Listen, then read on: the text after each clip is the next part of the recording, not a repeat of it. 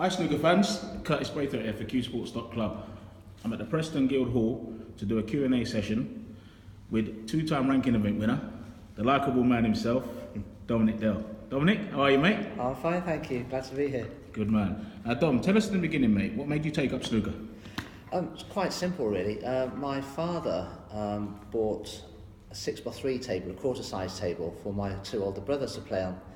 But they were more interested in playing electric guitars and loud music and sort of rock music. They were sort of older than me by 8 years and 5 years. So they had no interest in snooker, but I was just fascinated by the coloured balls on the table and everything. And from a very early age, I showed some sort of aptitude for the game. I was probably 6 or 7 years old at the time, so that's where my interest really began, at the age of 6 or 7. Brilliant stuff, and well, it's been a good career choice anyway, pal. Two-time ranking event winner, a very successful player. Now, to date, who's had the most influence on your career? I suppose when I was a kid, players like Alex Higgins and Jimmy White made the game attractive to watch on the television. Although, funnily enough, one of my favourite players was Terry Griffiths. Okay. Which is a strange one, you probably because he's a very slow player, but I don't know if I felt sorry for him or what it was, but Terry would have been one of my favourite players, but to make the game exciting, probably Alex Higgins and Jimmy White, but obviously, you know, the players that set the benchmark, Steve Davis in the 80s, and then later in the 90s, Stephen Hendry, were the guys that I looked up to because they were the first of the sort of robotic players on the tour. At that time, everybody else was a raw natural, and I think, you know, when Steve came along, you could tell the way he approached the game. He was ultra serious, of perfect technique by those standards then, and set the sort of benchmark very high, and he was winning everything. So straight away it was quite obvious to any up-and-coming player that those two were the guys to copy if you wanted to get anywhere. Oh, for sure. I mean, Steve was a tremendous ambassador for the game, and also I'm sure the Terry Griffiths thing, maybe because you're both Welsh and that, you know what I mean? Possibly. Now, Dom, what are your goals for the coming season?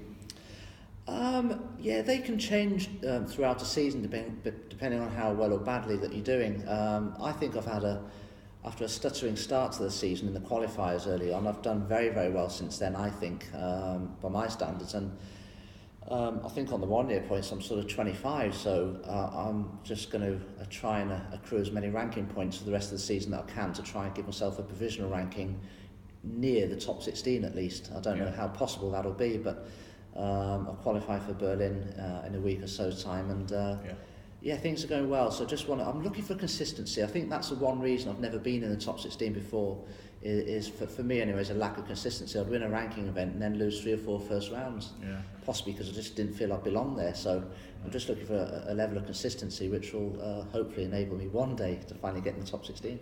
Well, Dom, you've got every chance, and you know you're a very highly respected player by myself and everybody in snooker anyway, so thank you. Hey, it is what it is, eh? Yes. Now, Dom, it's an interesting question to ask you this one, because you're quite a man when it comes to the cues and tips and that. So what cue do you currently use? Well, funnily enough, the cue I've been using the last sort of 4 months was actually made in Thailand by a company called Pong Cues. Okay. And I've been doing really, really well with it the last few months. But the butt of it's quite slim, so over the Christmas period, because I had about a month off, I decided to have it completely rebutted in a timber that I chose myself. I bought it from the States. It's very exotic timber. And I've had it rebutted by Tony Glover in swaddling coat, and I got it back a couple of weeks ago and started practicing. Luckily for me, the cue hasn't changed in the way it plays at all, but the butt diameter now is about 31.5 millimetres.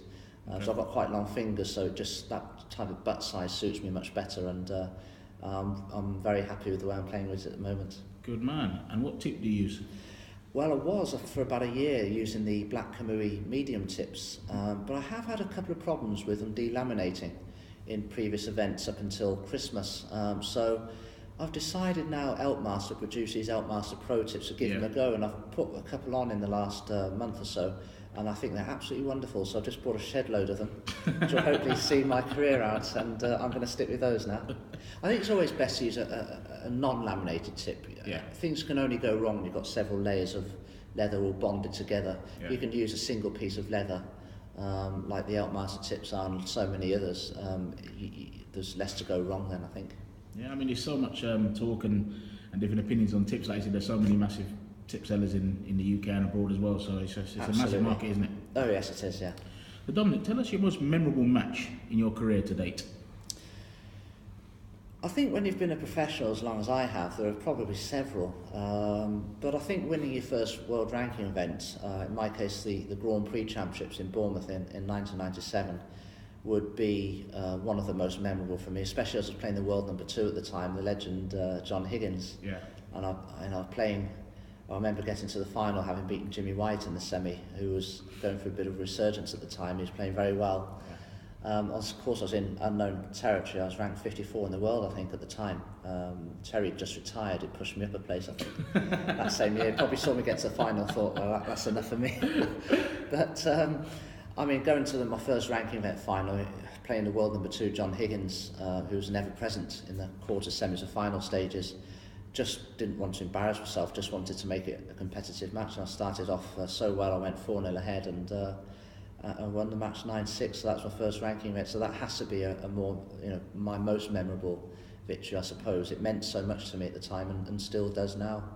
Absolutely, but I mean, any victory over the great John Higgins is something, but to beat him in a ranking event final is a tremendous achievement. Yeah. It really was.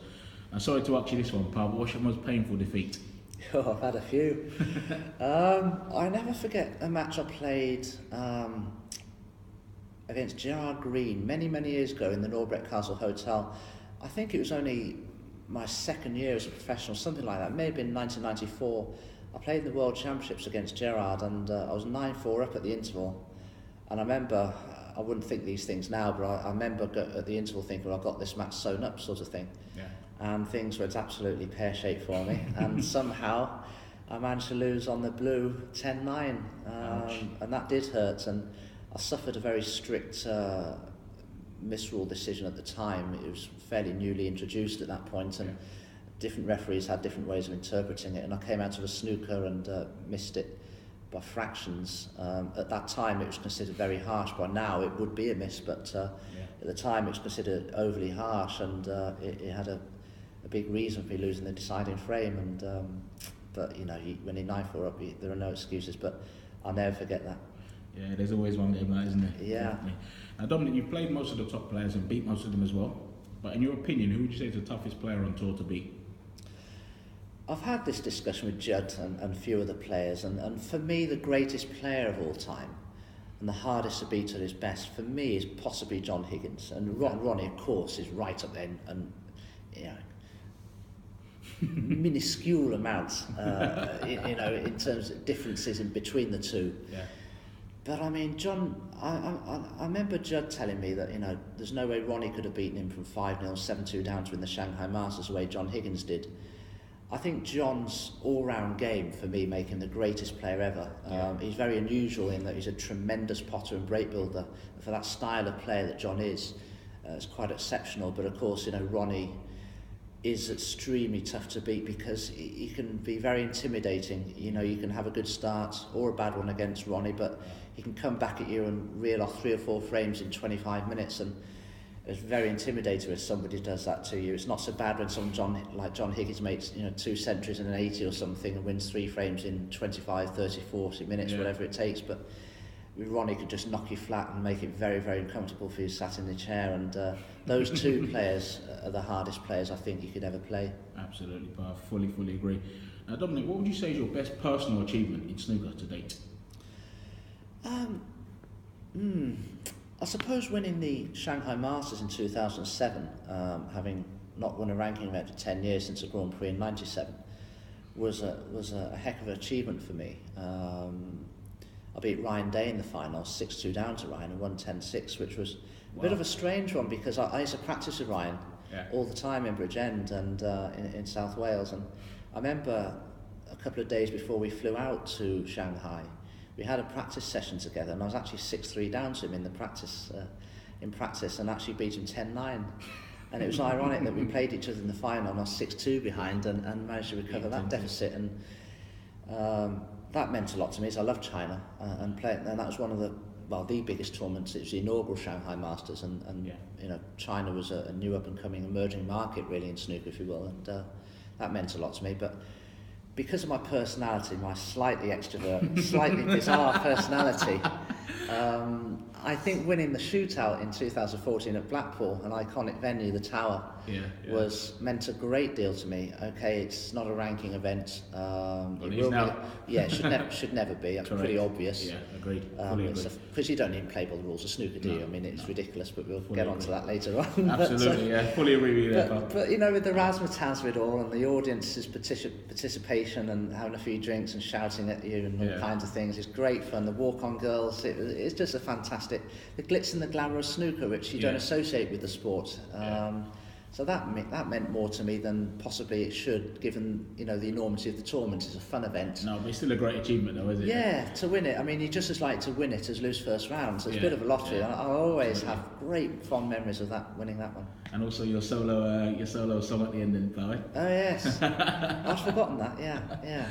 Now, Dom, you're a very, very likeable person. Like you said, you've got an eccentric personality, but that's what makes you who you are, and do you know what I mean? Mm-hmm. You're a great guy.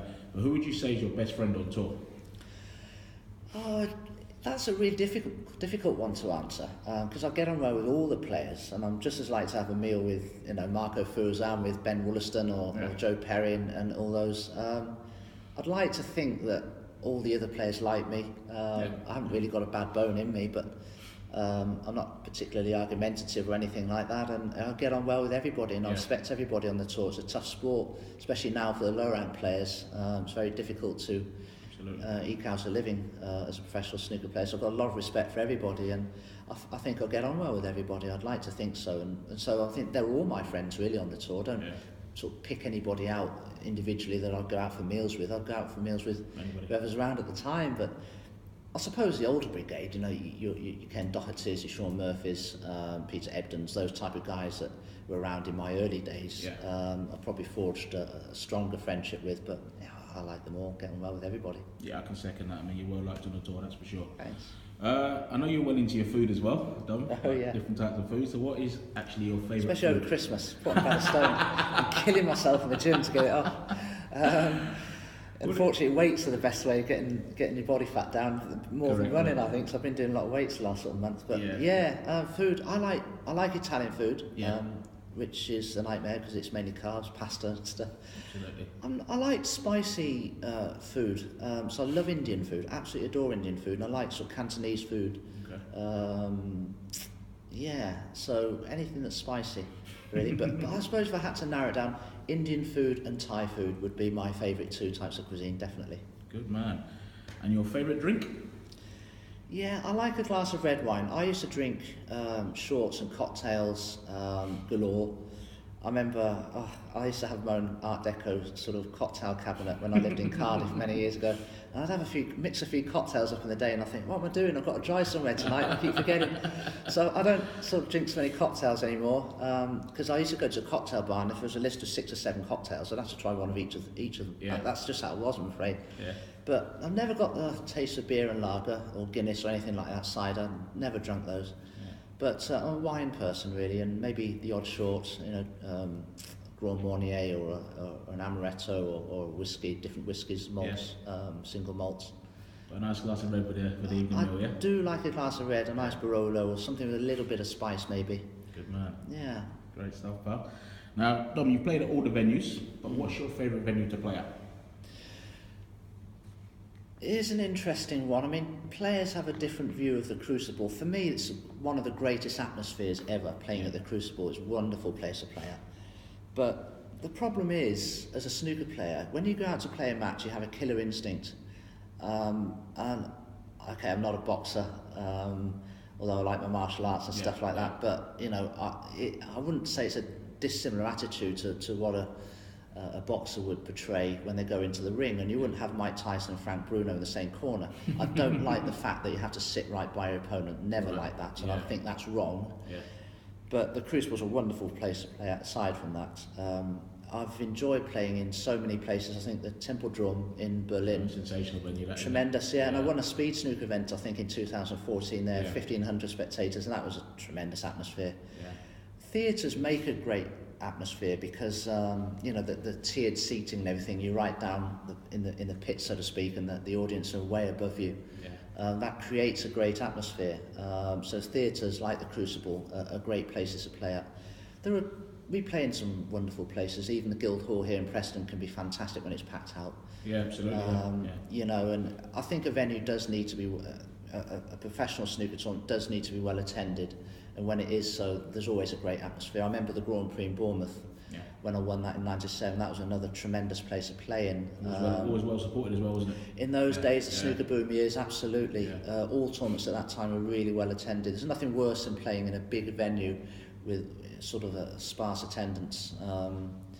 There's no atmosphere then. I played in some of the Chinese venues when there aren't many spectators, and you have to try and create your own, I wouldn't say, you have to try and replicate in your mind an atmosphere, because I mean these matches are very important matches, and when there's no atmosphere there, you need something else to try and give you a buzz, to try and make you play well. Sometimes it's not always easy, but I think the Crucible's hard to top for atmosphere, really. I must say that. I'm going to ask your opinions of it, as we're talking about atmosphere at the minute. Were you one of the pros that were glad that the cubicle qualifying actually went away and it went back to venues like Preston Guildhall? Because there's been a mixed reaction to that, do you know what I mean? Yes. As a spectator myself, I prefer like the open plan. I could watch 3, 4, 5 games in a row. Yes. You know what I mean? But how do you feel as a player? The cubicles created a rather sterile atmosphere. You almost felt you were playing in some sort of laboratory. But focusing was easy. There were no distractions. Yeah. I thought it was a great mistake by the governing body at the time to be playing in the Institute of Sport in Sheffield and putting some seats around in the cubicles where they were far too close and tight to the table. Yeah. You know, it was. I remember actually playing one match. I think it was against Andrew Higgins, and his friend or manager or something. Somebody was on his phone all the time, right by. I mean, it's literally 3 yards away from the billiard table, and he was on his phone checking scores or something. Or you could see it right there. You shouldn't have had seats there. But these cubicles enabled you to concentrate. Okay, but there was no atmosphere at all. Now, playing in places like the Guildhall, in the Metrodome in Barnsley, or in Robin Park in Wigan, they're fine actually. It's just that sometimes the spectators move around and it can be off-putting. Sometimes you're playing on one table, and because of the open plan environment that you have, the boundary wall, so to speak, is quite low, and you can sometimes see over to other tables. And when you're actually playing a shot yourself, a referee or a player could walk in front of your eye line on another table next to you, and that can be off-putting. But it's just one of those things, you know, where do you draw the line? Where do you find that happy medium? I think I would prefer to play in places like the Guildhall and the Metrodome in Barnsley and have it open plan. I do feel there's more of an atmosphere. There's a lot of spectators that can watch if they so desire, and there's more of an atmosphere, and I feel more comfortable about playing well in those environments than I would, you know, in the cubicles. I found it tougher there. Okay. Now, Dom, you guys don't get much chance to relax away from snooker because you're a busy schedule. But when you actually do get a chance to relax, what do you like to do so? Yeah, I like my TV. Myself and my partner Kerry, we watch a lot of NCIS and CSI and things. I like other sports and tennis and everything, but I mean I love my music. I love my opera. I like operatic tenors from Beniamino Gili's era in the 20s, 30s, right through to Mario Lanza in the 50s and Franco Corelli in the 60s, who actually tutored Andrea Bocelli in one of his master classes.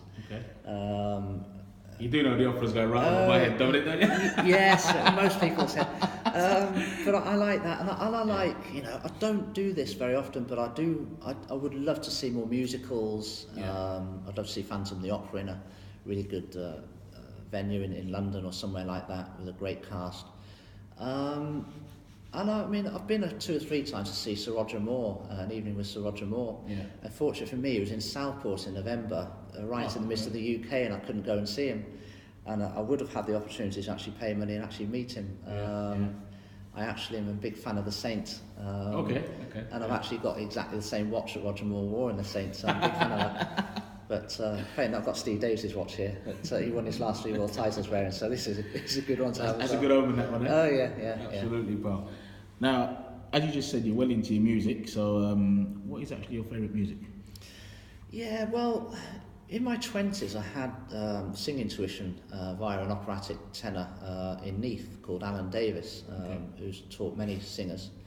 I got into that sort of style of singing through listening to Roy Orbison, a 60s singer, rock and roll singer, if you like, but he sang a lot of rock ballads or popular music ballads, and he had a tenor range of voice, so he could sing top C's, the same as Luciano Pavarotti, all the operatic tenors you associate with, something like Nessun Dorma. Roy had the same vocal range, so I just got into singing through him. Okay. I love his music. I love 60s music. Yeah. But I've got quite. I'm not a fan of much of the stuff around today. Okay. I love sort of 80s and 90s beat music. I love techno music. Groups like Two Unlimited, I like them. I love the Cranberries. I've got loads of stuff of theirs. I remember seeing you drop a few shapes in Blackpool. I remember that. Actually. Oh really? The shooting. I think it wasn't. I think it might be the year before. There you go. I know you're well into it, that's for sure. Yeah, I like the techno music, beat music. There's some great electronic sounds out there, and stuff like that. But some of the stuff coming out today is not really my cup of tea, and I've never heard of half the bands, so it's quite embarrassing, really. All right, pal. Who was your sporting hero when you were growing up? Yeah, I love cricket, and I've always been a massive fan of Shane Warne. A real craftsman of a bowler.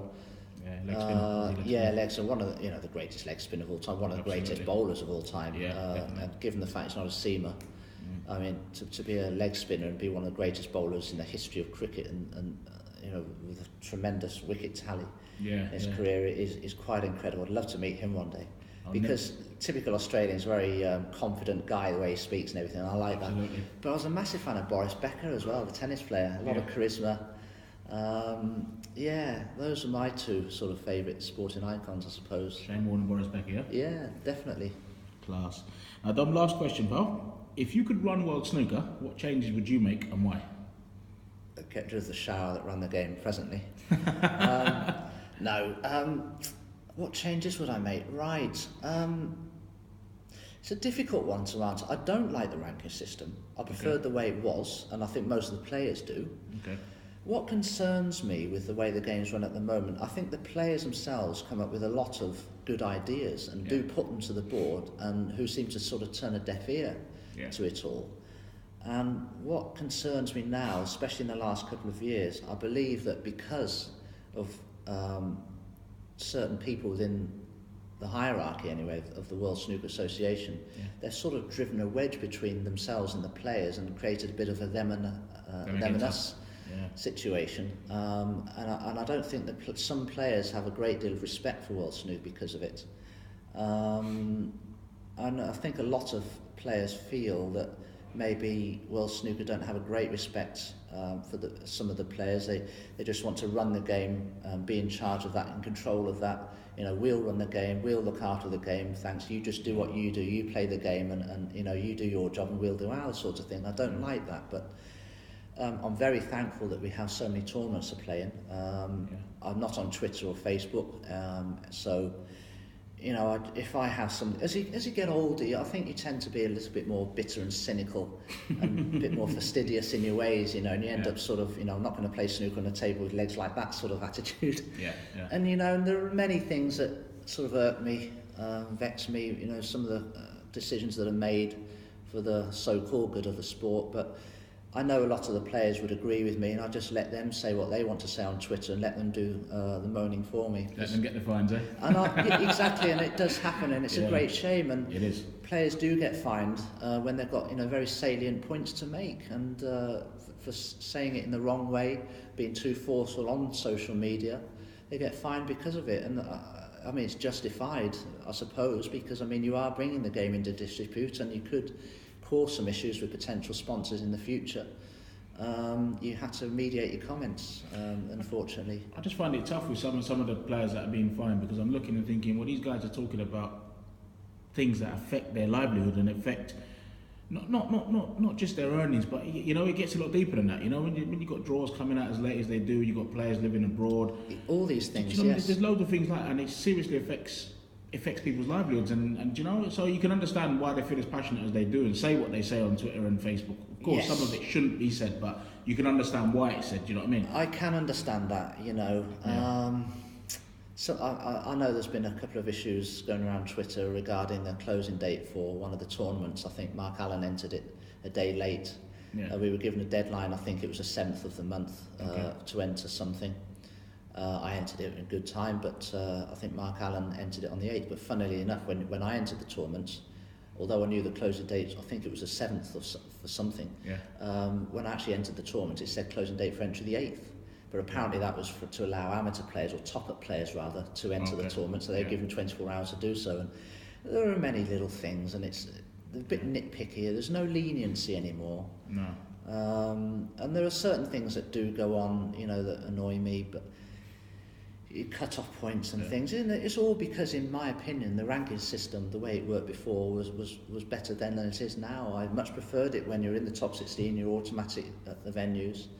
And if you're in the top 32, you had to play one match to get to the venue. Yeah. I think most of the players thought that was a fair system. And now, at the moment, we're playing sort of a bit of a multi-system ranking system, because some tournaments are played on the old basis where you had to qualify, but the majority of tournaments, it's a flat 1-8 draw. And I wish the draws were made public instead of done behind closed doors. That's one of the things a few players have said. I mean, I personally believe exactly what you just said there. Just like it is in football, all draws should be done live. They need to be, because I do know that a lot of players have a great deal of distrust the way the draws are done, and so a great deal of transparency is needed there now, I think. Although I do believe they did attempt to make the draw for the World or the UK or something live on YouTube, and they made a complete hash of it. So they certainly did. This is a problem, you see. Isn't it? I mean, what does that tell you?